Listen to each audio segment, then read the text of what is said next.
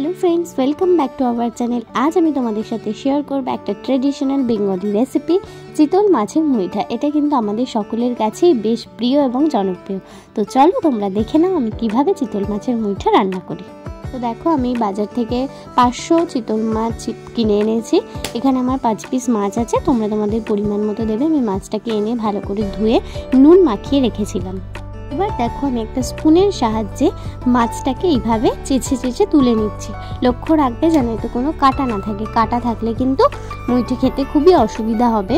তো এইভাবে তোমরাও ট্রাই করবে, একদমই খুব ইজি, সহজেই উঠে চলে আসছে স্পুনের সাহায্যে। তো এইভাবে তুলে আমি এটাকে একটা বাটিতে রাখবো। তোমরা এই প্রসেসটা একটু ভালো করে দেখে নাও।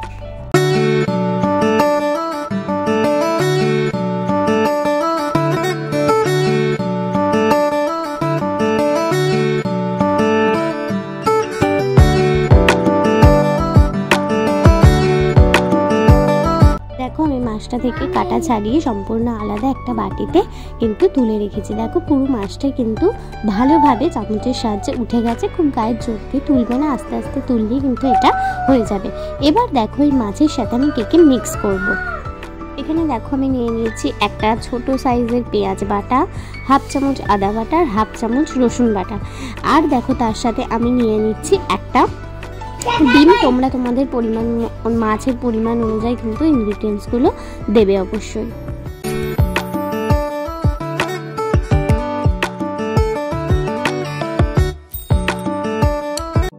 এবার দেখো আমি এর মধ্যে দিয়ে দিচ্ছি আগে থেকে আমি বেটে রাখা পেঁয়াজ, আদা আর রসুনটা।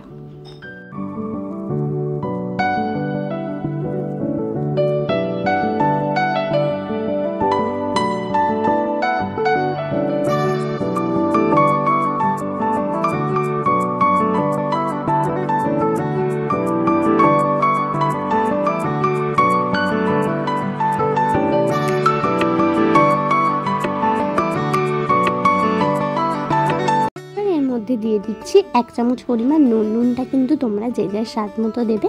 আমি একটু নুন কম খাই বলে আমি একটু কমই দিয়েছি। এবার দেখো আমি এর মধ্যে দিয়ে দিচ্ছি সামান্য পরিমাণে গরম মশলার গুঁড়ো।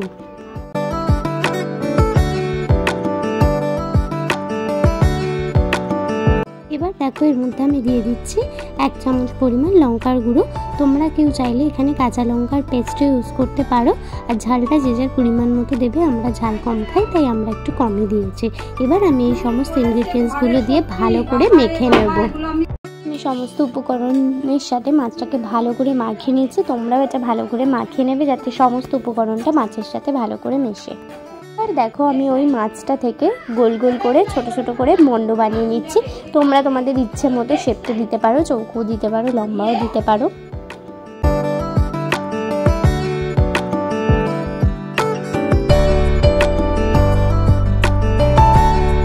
দেখো আমি কড়াইতে জল দিয়ে দিয়েছি আর এর ভিতরে দিয়ে দেবো 1 চা চামচ মতো নুন দিয়ে এটাকে আমি ঢাকা দিয়ে দেবো, দিয়ে ফুটতে দেবো জলটাকে ভালো করে।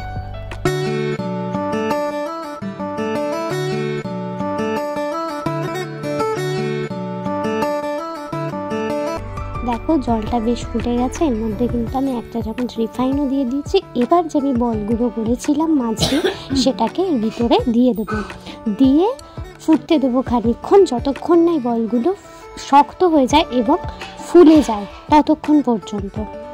বলগুলো দেওয়া হয়ে গেলে আমি কিন্তু এটাকে ঢাকা দিয়ে দেবো।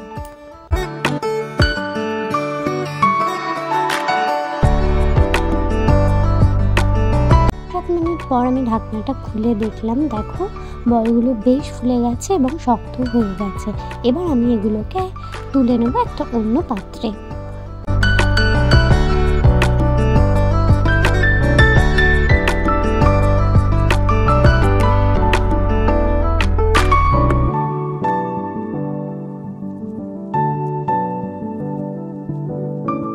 দেখো আমি একটা অন্য কড়াইতে দিয়ে দিলাম সর্ষের তেল। সম্পূর্ণ রান্নাটাই কিন্তু সর্ষের তেলে হবে। তো আমি আমার আন্দাজ মতো দিলাম সর্ষের তেল, তোমরাও তোমাদের পরিমাণ মতো সর্ষের তেল দেবে। এবার দেখো সর্ষের তেলটা গরম হয়ে যাবার পর আমি এতে ওই তুলে রাখা সেদ্ধ করা বলগুলোকে দিয়ে হালকা করে একদম ভেজে নেব। ব্রাউন কালার হয়ে গেলে আমি কিন্তু এগুলোকে তুলে নেব।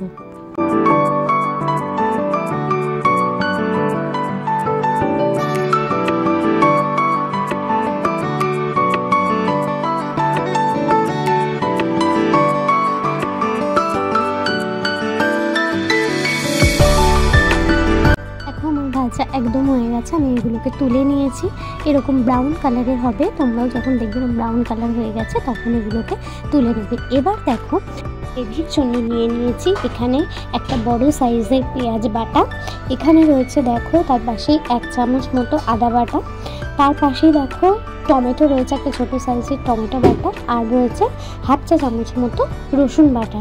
এগুলো কিন্তু গ্রেভির জন্য লাগছে আমার 500 গ্রাম মাছে, আর তোমরা তোমাদের যতটা মাছ সেই পরিমাণ আন্দাজ করে কিন্তু দেবে। এখানে দেখো আমি ফোড়নের জন্য নিয়ে নিয়েছি একটা শুকনো লঙ্কা, 2টো তেজপাতা, 2টো এলাচ, এলাচটা কিন্তু সামান্য ফাটিয়ে নিয়েছি, ছোটো এলাচ নিয়েছি, আর নিয়েছি 1 টুকরো দারচিনি, সেটাকে আমি 2টো টুকরো করে ভেঙে নিয়েছি। দেখো এই মাছের বলগুলো ভাজা কড়াইতেই আমি তেজপাতা, শুকনো লঙ্কা, গোটা এলাচ আর দারচিনি ফোড়ন দিয়ে দিয়েছি, আর দিয়ে দিচ্ছি সামান্য পরিমাণে জিরে, গোটা জিরে 1/2 চামচ মতো দিয়েছি, তোমরা তোমাদের মাছের পরিমাণ অনুযায়ী দেবে। এবার দেখো আমি ওর মধ্যে দিয়ে দিচ্ছি আগে থেকে পেস্ট করে রাখা পেঁয়াজটা দিয়ে আমি কিন্তু সামান্য এটাকে ভেজে নেবো।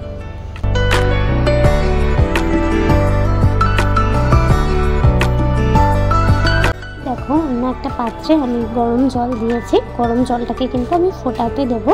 এটা কিন্তু গ্রেভিতে আমি ইউজ করব, গ্রেভিতে কিন্তু গরম জলই ইউজ হবে, ঠান্ডা জল কিন্তু একদমই গ্রেভিতে ইউজ করবে না। এখানে দেখো আমি একটা মশলার মিক্সচার করে নেবো। প্রথমে নিয়ে দিয়েছি জিরে গুঁড়ো 1 চামচ, আর দেখো তারপরে দিচ্ছি ধনে গুঁড়ো 1 চামচ, আর দিচ্ছি লঙ্কার গুঁড়ো 1 চামচ, এটা কিন্তু আমি কাশ্মীরি লঙ্কার গুঁড়ো ইউজ করলাম, আর দেখো তার সাথে দিয়ে দিচ্ছি 1 চামচ পরিমাণে হলুদ গুঁড়ো। দেখো সামান্য পরিমাণে জল দিয়ে আমি এই মশলাগুলোকে ভালো করে মিক্স করে নিচ্ছি। এদিকে পেঁয়াজ ব্রাউন করে ভাজা হয়ে গেছে, তার মধ্যে আমি আদা রসুন বাটাটা দিয়ে দিচ্ছি, দিয়ে ভালো করে মিক্স করে নেবো। এখানে দেখো আমার কিন্তু জল গরম একদম হয়ে গেছে, জল একদম ফুটিয়ে নেবে ভালো করে, যেন ঠান্ডা জল না থাকে, আবারও তোমাদেরকে বলে দিলাম। আর এদিকে দেখো আমার আদা রসুন ভাজা মোটামুটি হয়ে গেছে পেঁয়াজের সাথে, আমি দিয়ে দিচ্ছি এর মধ্যে টমেটো বাটা দিয়েও আমি কিন্তু ভালো করে নেড়ে চেড়ে নেব।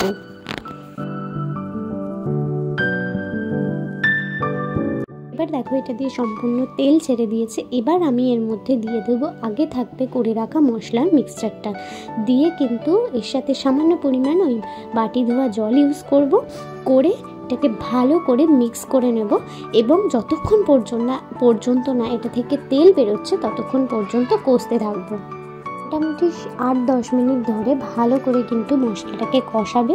কষানোর পর দেখবে মশলার গা দিয়ে তেল ছেড়েছে নাকি। মশলার গা দিয়ে তেল ছাড়লে তবেই কিন্তু এর মধ্যে জল অ্যাড করতে পারবে, তার আগে কিন্তু নয়।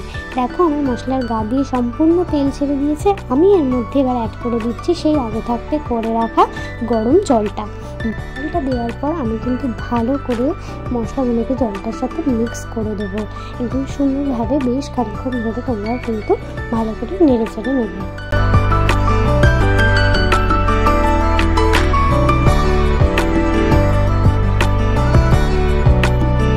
এবার দেখো এর মধ্যে আমি অ্যাড করে দিচ্ছি সামান্য পরিমাণে হলুদ গুঁড়ো, দিয়ে ভালো করে মিক্স করে নিলাম। দেখো এর মধ্যে আমি দিয়ে দিচ্ছি 1/2 চা চামচ পরিমাণে নুনটা কিন্তু তোমরা তোমাদের আন্দাজ মতোই দেবে, আমরা নুন কম খাই বলে একটু কমই দিয়েছি। এবার আমি এটাকে ভালো করে মিক্স করে নিলাম, নিয়ে চাপা দিয়ে দেবো, দিয়ে ফুটতে দেবো বেশ খানিকক্ষণ ধরে, প্রায় মিনিট 10 ধরে। মিনিট 10 পর আমি দেখো ঢাকনা খুলে দেখছি ঝোলটা বেশ টকবক করে ফুটছে। এর মধ্যে আমি দিয়ে দেবো সেই আগে থাকতে ভেজে রাখা বলগুলো দিয়ে ভালো করে একবার নাড়িয়ে নিয়ে আমি কিন্তু আবার এটাকে হতে দেবো বেশ কিছুক্ষণ, মিনিট 10-15 মতো হতে দেবো। এবার দেখো মাছ শুদ্ধ ঝোলটাও কিন্তু বেশ ফুটে উঠেছে, আমার শীতল মাছের মুইঠা মোটামুটি রেডি। এবার আমি একটু সামান্য পরিমাণ গরম মশলা ছড়িয়ে নামিয়ে নেব, তোমরা চাইলে গরম মশলাটা কিন্তু অ্যাভয়েডও করতে পারো। দেখো আমার চিতল মাছের মুইঠা একদম রেডি, গরম ভাতের সাথে জাস্ট জমে যাবে। তোমরাও বাড়িতে এইভাবে ট্রাই করে দেখো, স্বাদ হবে অসাধারণ। আর ভিডিওটা কীরকম লাগলো সেটা কিন্তু অবশ্যই কমেন্ট করে জানাবে, সাথে লাইক শেয়ার সাবস্ক্রাইব করতে ভুলো না। তাড়াতাড়ি নতুন ভিডিও নিয়ে আসছি, সবাই ভালো থেকো।